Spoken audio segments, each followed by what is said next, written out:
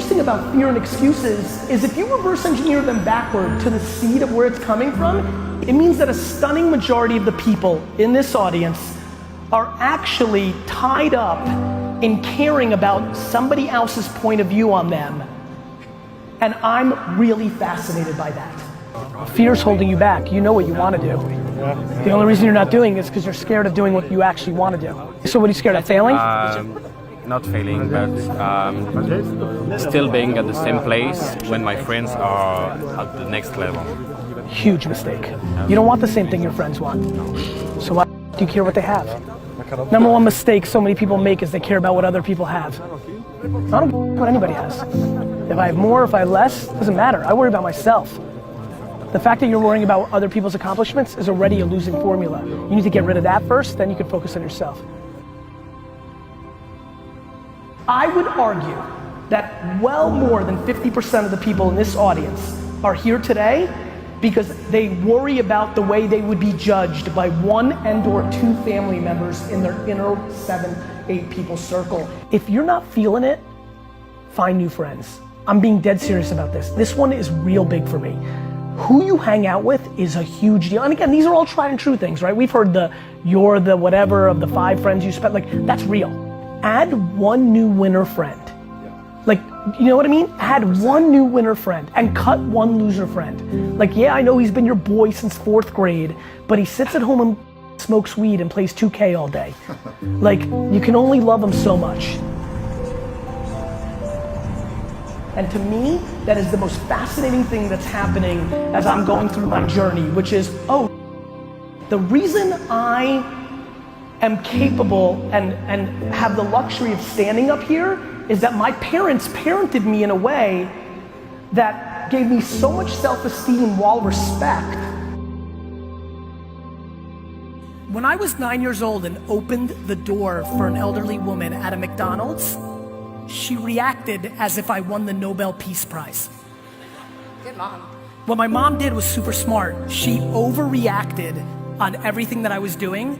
That was a good human trait.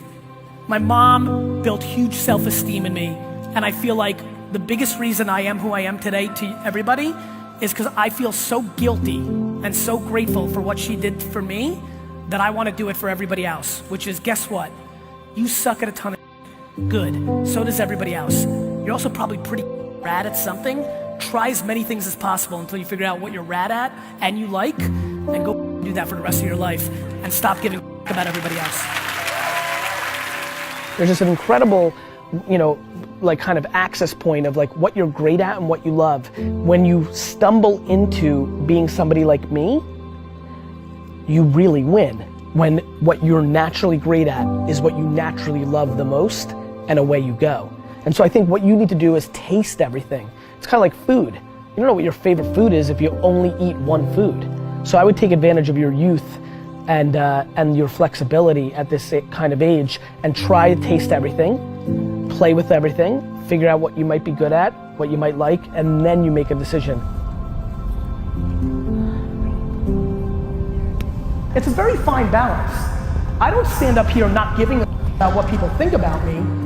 It's just that I care just a little more about what I think about myself than everybody else combined.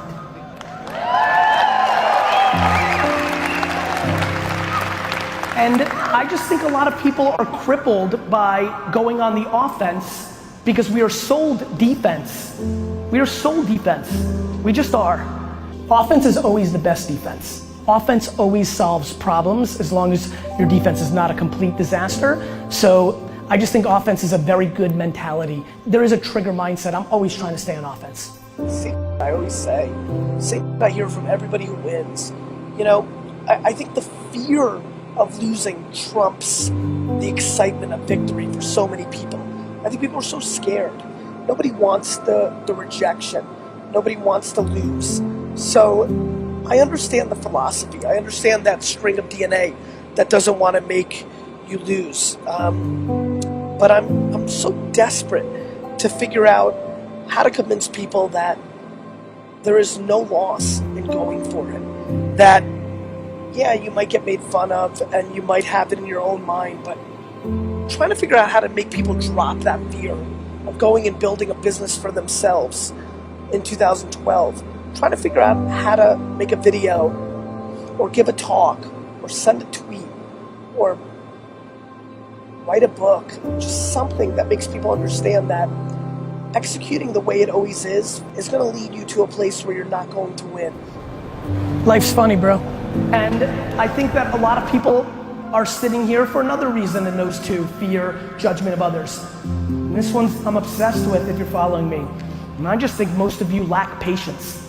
I tell these 23-year-olds, 26-year-olds all the time to be patient because they should. How old are you? 44. I'm 40. Do you know how young we feel? When you were 26, did you ever think that this is what 44 felt like? No. You thought that that was finished? Yeah. Like, you think a 40-year-old, like, when I was 25 years old, I thought a 40-year-old was finished. I don't even feel like I'm starting. It's a balance of regret and patience. Like, you can go hard for 3 years, do nothing right, wake up, and be young. You should really go to a retirement home one day and volunteer and just talk to them. It will make you want to do every minute of your life, because when you see regret in a man's eyes, it's painful because you can't do about it. When you're 90 and you're not mobile and you're tired and it's over, you can't do it. You can't do it. You can't build that company you wanted. You can't spend that time with your kid. It's regret. And it drives the shit out of me. I think that patience has been the disproportionate component of my success. So what should we do, Gary Vee? Let's wrap this up. Yeah, what should we wrap it do? What should people do? People should stop complaining. Right. People should figure out who they are. Good call. People should not listen to America propaganda of fixing the they suck at. They should be tripling down on what they're good at. They should be competent in certain areas, but you're not gonna become Beyonce, or like your bone structure is a certain way. Like, you're not gonna solve everything. Your IQ can get a little bit better, but don't worry about the incremental. Figure out what puts you on fire and you're halfway decent at. If you're lucky enough right now to be listening and you're good at what you like, become tunnel vision. Because there's way too many voices telling you what and how. And here's the other thing, and this is the big one, Joe. Have the conversation with the person that's holding you back. The reason most people who are listening right now are not doing that thing is they're worried about the opinion of somebody, usually their mother, usually their father. And the reality is that your spouse may be the person holding you back, and you have to have that conversation. Cut them off. We have to get to a place where you're doing you, because the number one thing that scares out of me is regret. And you're gonna sit there at 72 and you're gonna say, I wish, I wish, I wish. And whether that's money or spend more time with your family, there's a million ways to do this. Not everybody wants to buy the jets. Not everybody wants to smoke weed on the beach in Bahamas. Like, everybody's got a different thing. Figure out what your thing is and stop making excuses. Who the president is, your mom did this, like I missed it, I had that idea for Uber. Then why didn't you do it? There's a reason that guys and gals like me continue to have audiences, because people want to be motivated to go and do things, or they want to learn tactics to go and do things. But whether I'm giving you tactical advice like filters on Snapchat or Facebook ads or Instagram story collaborations, or I'm motivating you through my words, because I communicate that way, or through my actions, seeing this wake up at 5, work with it. If everybody who's watching this actually did something about it, and then went on the course of their version of it, then they wouldn't be watching this. And I genuinely know at the bottom of my heart, out of all the people that want to build audiences, that I'm the complete opposite of almost all of them. Because 99% of people that produce content like this and are out there like I am, the business of being that is what they are. I have businesses. I have Wine Library and VaynerMedia. I don't need your $14 for my book, or to be in my course, or this and that. So I don't need to monetize you. So I then genuinely want you to never watch me again. The problem is, every time you guys are posting, do you know how many times I see on my Instagram, oh, I needed this today? And do you know how many times I see that person 9 months later still hanging around? If you needed it, then take it and do something about it. The reason there's gonna be 1 billion motivational views today on YouTube is that People love the feeling of being motivated. They don't like putting in the work to do something about the feeling. I hate the motivation me until you do something about it.